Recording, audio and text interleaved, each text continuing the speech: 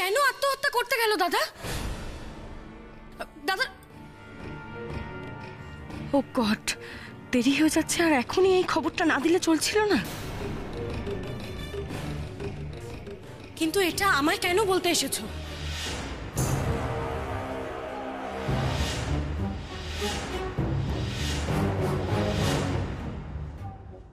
কি বলছিস জেসমিন? তোর দাদা মৃত্যুর সঙ্গে পাঞ্জা লড়ছেন, আমি সে খবরটা তোকে দেব না?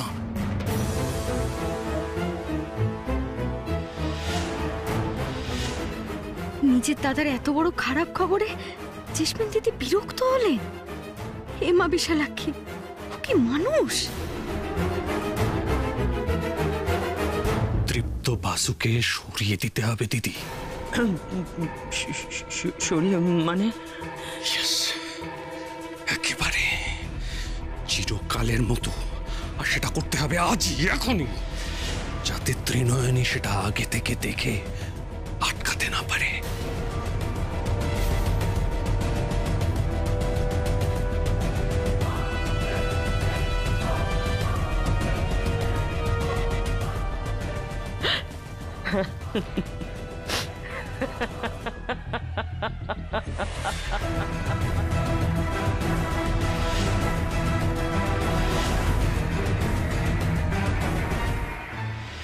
তাহলে তোমার তো এখন দাদার কাছে থাকার কথা পাপা। তুমি আমার কাছে এখানে কেন এসেছো? আমাকে এসব বলে কি লাভ বলো? আমি কি করতে পারবো? তাই বলে তুই? পাপা, আমার একটা জরুরি কাজ আছে, আমাকে বেরোতে হবে এক্ষুনি। জেসি, জয়ন্তর সাংঘাতিক একটা কিছু হয়ে যেতে পারে। ডাক্তার কোনো আসার কথা বলতে পারছে না। তোর একটু কষ্ট হচ্ছে না? কিসের এত জরুরি কাজ পড়লো তোর, যেটা জয়ন্তর বাঁচা মরার থেকেও বেশি ইম্পর্টেন্ট?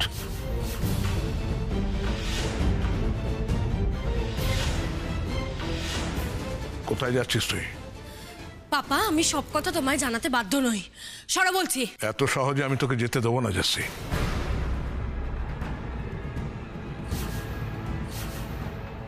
জয়ন্ত মানসিকভাবে ভেঙে পড়েছে। ডাক্তার বলেছে ওর সঙ্গে বাড়ির লোকেদের অর্থাৎ আমাদের কথা বলতে হবে, সাহস জোগাতে হবে। তুই এখন আমার সঙ্গে হসপিটালে যাবি। আর যদি না যাই? তাহলে তুই জয়ন্তর সঙ্গে যা করেছিস সে সত্যি আমি এদের সবার সামনে বলে দেব।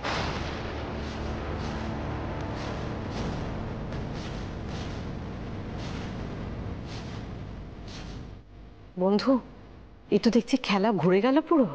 সেটাই তো মনে হচ্ছে গো। একেই বোধহয় বলে ধর্মের কল বাতাসে নড়ে।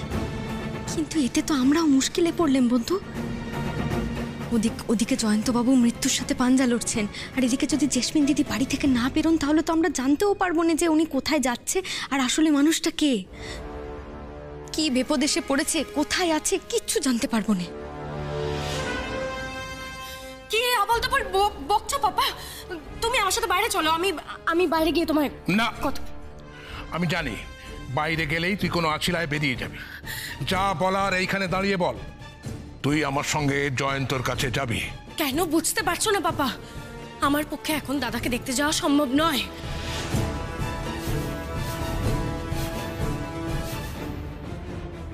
তাহলে কখন সম্ভব? জয়ন্ত এতগুলো দিন জেলে, তাকে একদিন দেখতে যাওয়ার দরকার মনে করিসনি তুই? আরে তুমি বোঝো আমার। চুপ কর!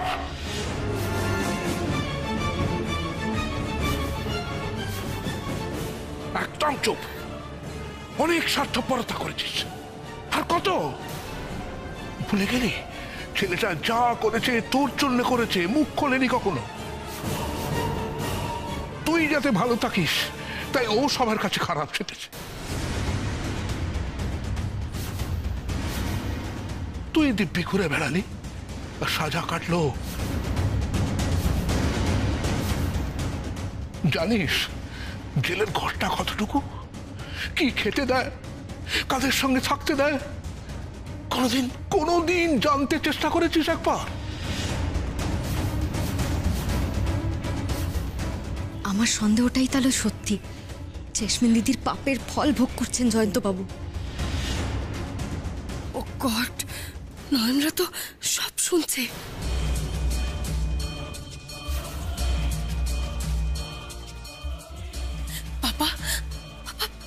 কি মাথা খারাপ হয়ে গেছে? কি বলে যাচ্ছ সবার সামনে? কেন আমার বিপদ বাড়াচ্ছ? বিপদ আমি বাড়াচ্ছি না নিজের বিপদ তুই নিজে বাড়িয়েছিস?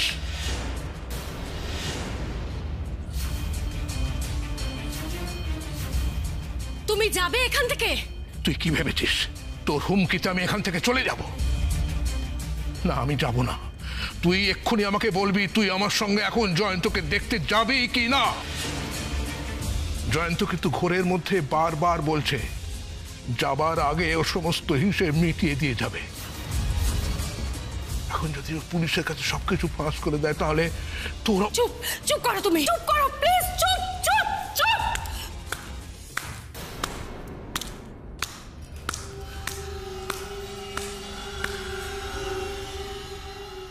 বাহ,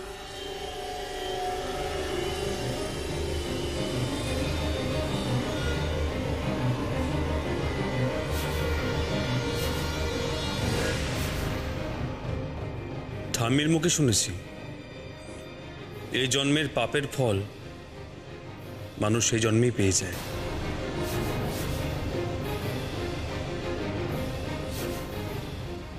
আজ বুঝলাম কথাটা সত্যি।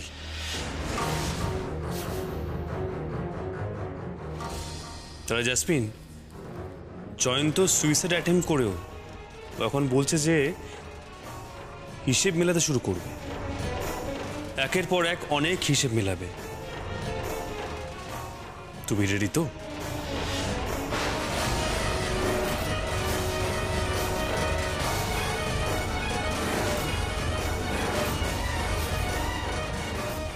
বড় সাহেব, ও গড, এবার জিপ তো শুনে ফেললো। বন্ধু তুমি তো দেখতে পাচ্ছ না, কিন্তু দাদা ভাইয়ের কথায় না চামেনের মুখটা পুরো ফ্যাকাশে হয়ে গেছে। এবার জমবে মজা, দেখো। মাগো, মা বিশালাক্ষী, এখানে তো এই অবস্থা, কিন্তু ওই মানুষটার যে কি হচ্ছে কিছুই তো বুঝতে পারছি না।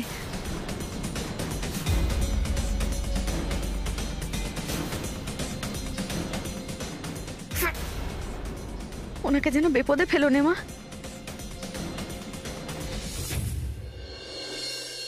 দাদা একটা জলের বোতল দিন না।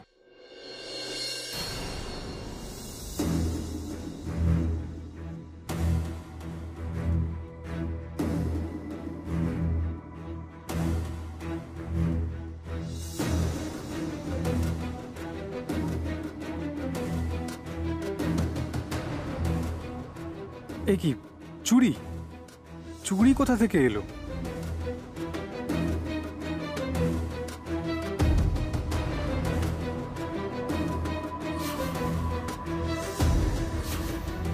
তাহলে তখনই কি ওনার চুরিটা কোনোভাবে খুলে গেছিল? এই রে, উনি তো আবার খুঁজবেন এটা। কি করে ওনার কাছে পৌঁছে দিই এটা?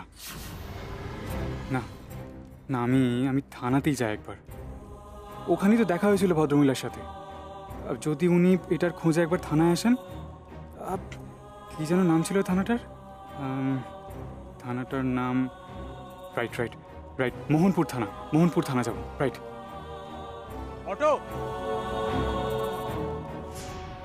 ছেলেটা এখনো এলো না?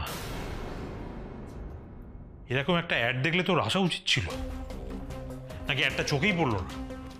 এই তুমি একটা কাজ করো তো, ছবিটা একবার দাও তো, আমি মোবাইলে ফটোটা তুলে রাখি। Yes sir. সব কন্ট্রোল রুমে পাঠিয়ে দেবো, বুঝলে? এই যে স্যার। ছেলেটাকে লোকেট করা দরকার। হ্যাঁ, দেখি।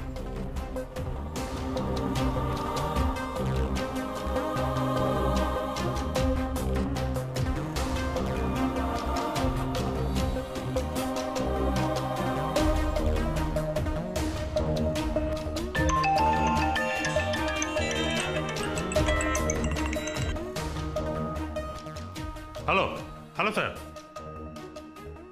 হ্যাঁ স্যার। স্যার এখন মিটিং কেন, কি হয়েছে? না স্যার আমি বুঝতে পারছি, কিন্তু আমি তো এখন একটা অন্য কাজে, মানে... ওকে স্যার। না স্যার, কমিশনার সাহেব যখন চাইছেন তখন তো আমাকে থাকতেই হবে।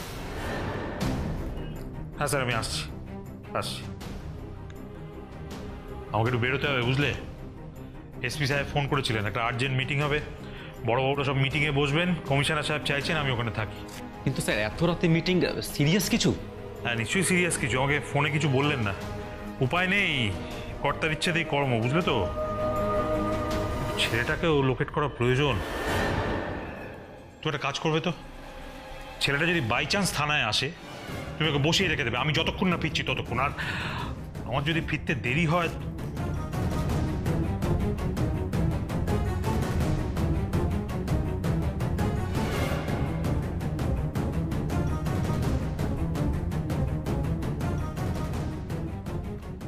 যদি আমার ফিরতে বেশি দেরি হয় তাহলে ফোন নাম্বারটা ঠিকানাটা দেওয়া রইল, এখানে যোগাযোগ করবে, বুঝেছো? হ্যাঁ আমি বেরোচ্ছি। আরে কি হলো জেসমিন, আমাকে দেখে ভূত দেখার মতো চমকে উঠলে যে?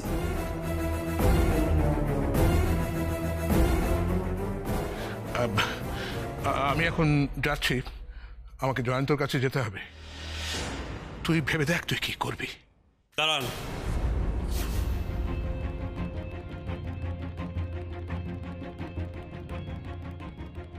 আপনাকে এক্ষুনি চলে গেলে তো হবে না আঙ্কেল। না মানে জয়ন্ত তো খুবই অসুস্থ। হ্যাঁ আমি সেটা সবটাই শুনেছি। হ্যাঁ আপনি নিশ্চয়ই যাবেন জয়ন্তের কাছে, কিন্তু তার আগে আপনি আমাকে 5টা মিনিট সময় দিন। দেখুন জেসমিন যে একটা মুখোশ পরে থাকে সেটা আমরা সবাই কম বেশি বুঝে গেছি, কিন্তু আপনি তোর বাবা, তাই আপনার থেকে ওকে ভালো আর কে চিনবে বলুন। তাই আজ যখন আপনি এসেই গেছেন আর রাগের মাথায় খানিকটা কথা বলেই ফেলেছেন, তখন আমি আপনাকে অনুরোধ করব আপনি বাকিটাও বলে যান।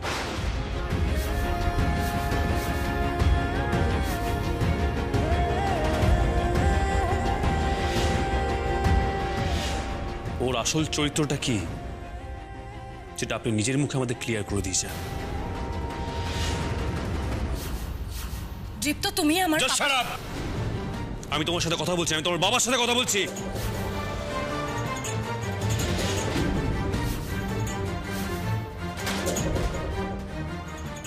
আঙ্কেল আমি জানি আপনি জেসমিনের প্ল্যানের ব্যাপারে সবটা জানেন।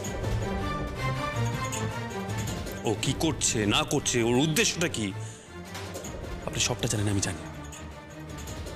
সেগুলো আজ আমার আর নয়নের সামনে একটু দয়া করে ক্লিয়ার করে দিন প্লিজ।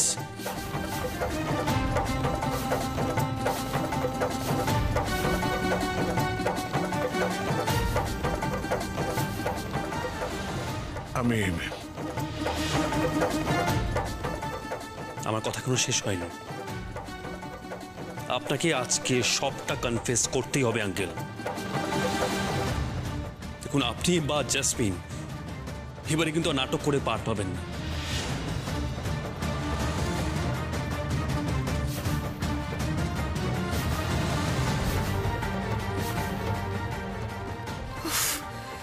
কি বিপদ হলো, একদিকে এই টেনশন, তার উপর সমক কি করছে কে জানে।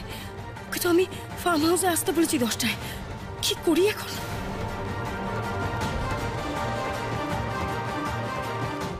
আমায় তুমি ক্ষমা করো দীপ্ত, আমি স্বীকার করছি আমি জাস্টির অনেক অনেক অন্যায় সহ্য করেছি।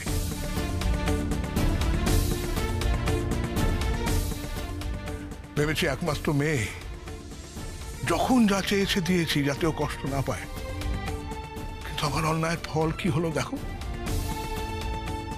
আমার ছেলেটা জমে মানুষে লড়ছে, আমার ভয় হচ্ছে এই পাপের ফল আমার মেয়েটাকে ভুগতে হয়।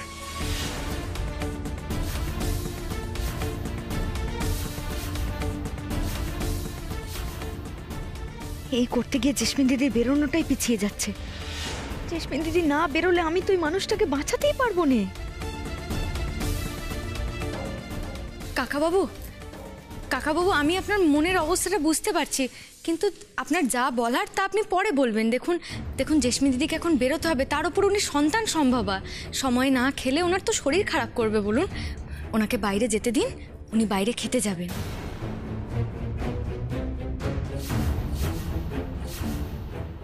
কি বাইরে খেতে যাবে এত রাতে?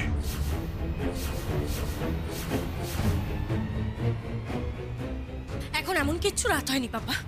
আমার খিদে পেয়েছে আর আমার বাইরের খেতে ইচ্ছে করছে, সেই জন্য আমি বাইরে যাব। দেখো পাপা, তোমার এখন মাথার ঠিক নেই। দাদার চিন্তায় তুমি ভুলে গেছো কোথায় কি বলতে হয়, কোথায় কি বলতে নেই। তোমার সাথে আমি পরে কথা বলবো। তুমি এখন যাও পাপা। দাঁড়াও দাঁড়াও দাঁড়াও দাঁড়াও, উনি এখনই কি যাবে? মানে যে কথাটা যেখানে বলার নয় সেটা উনি বলে ফেলেছেন, মানে তোমাকে তো বিপদ বাড়ি দিয়েছে, তাই না? উনি ওনার ছেলে হারানোর ভয়ে কাঁপছেন। উনি ভয় পাচ্ছেন যে অন্যায়ের পাহাড়টা তুমি তৈরি করেছো না, সেই অন্যায়ের পাহাড়ে তুমি না চাপা পড়ে যাও।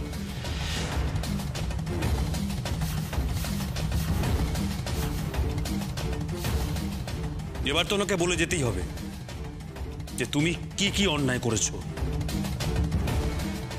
বিশেষ করে আমাদের সাথে, আমার সাথে।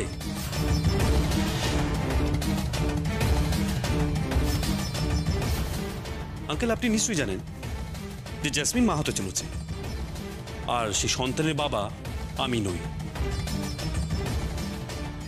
ও তো আমাকে ফাঁসাচ্ছে, কিন্তু আপনি বলুন ওর সন্তানের বাবা কে?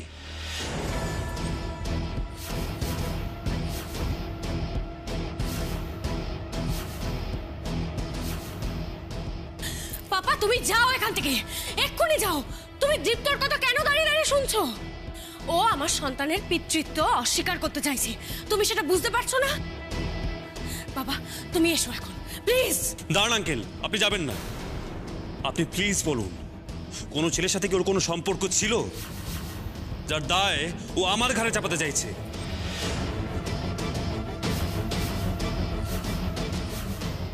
আঙ্কেল প্লিজ, আপনি চুপ করে থাকবেন। আপনি প্লিজ বলুন, আপনি নিজের মুখেই বলেছেন যে এতদিন ওর সমস্ত অন্যায়কে আপনি প্রশ্রয় দিয়েছেন। আপনি প্লিজ বলুন আমাকে, ভুল করেছেন আপনি তো সেটা বুঝতে পারছেন, তাহলে আজ এই ভুল শোধরানোর যখন সময়টা এসেছে আপনি আপনি সেটা ভুলটা শোধরাচ্ছেন না কেন?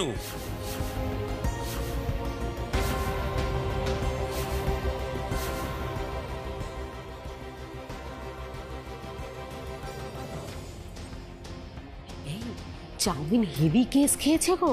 হ্যাঁ, মোবাইল ফোন যেরকম করে ভাইব্রেট করে সেরকম কাঁপছে আর ঘামছেও।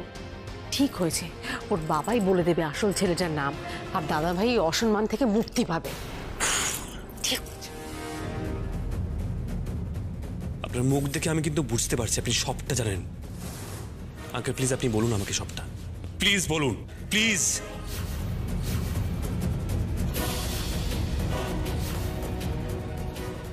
এখানেই ছেলেটার নামটা সামনে চলে এলে যে মহাবিপদ।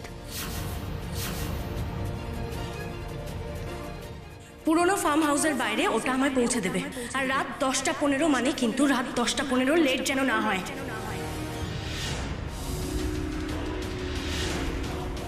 ওই ছেলেটাকে ওখানে ডেকে যদি অন্য কাউকে দিয়ে মারার ষড়যন্ত্র করে থাকে জেসমিন দিদি, উনি না গেলেও তো কাজ হয়ে যাবে। না না, ওনাকে বেরোতেই হবে এখান থেকে, না হলে আমি যে ওনার পিছু নিতে পারবো না, ছেলেটা অবধি পৌঁছতেই পারবো না আমি। তুমি আমার পাপাকে কেন প্রেশার দিচ্ছ দীপ্ত? আমার গর্ভে। হ্যাঁ হ্যাঁ, জেসমিন দিদির গর্ভে তো বড় সাহেবের সন্তান। বড় সাহেব জেসমিন দিদিকে যেতে দিন, আপনি যেতে দিন।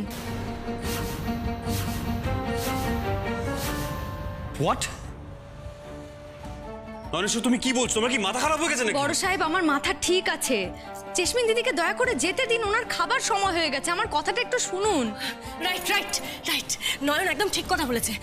এই বাড়ির মালকিন নয়ন। নয়ন যখন বলছে আমার গর্ভে তোমার সন্তান আছে, তখন এই পাপা পাপা তুমি বলার কে? তুমি এখন যাও এখান থেকে, যাও প্লিজ। না না, আপনি যাবেন না।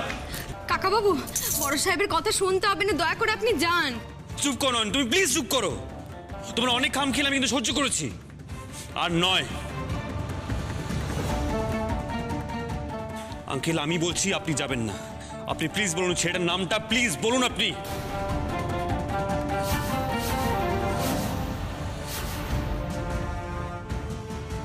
ও গড, বাবার যে অবস্থা দেখছি, সমকের নামটা না বলে দেয়। কি হলো?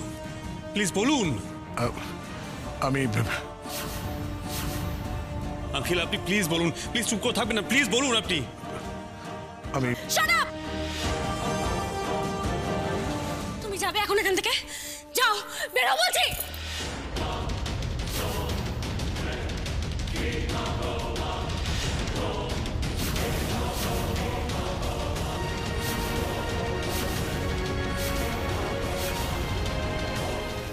একটু শুনবেন?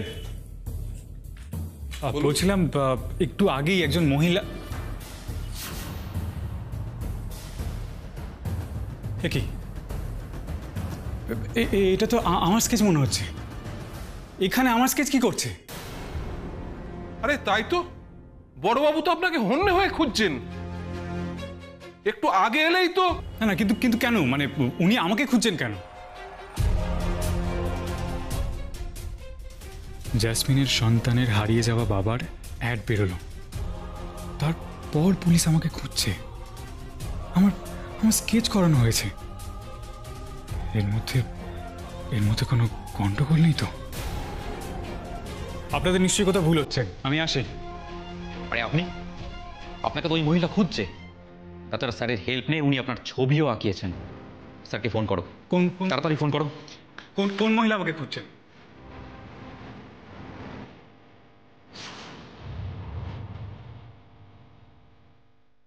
স্যারকে তো ফোনে পাচ্ছি না।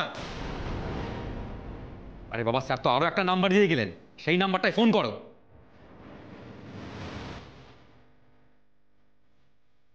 সিচুয়েশন ভালো ঠেকছে না।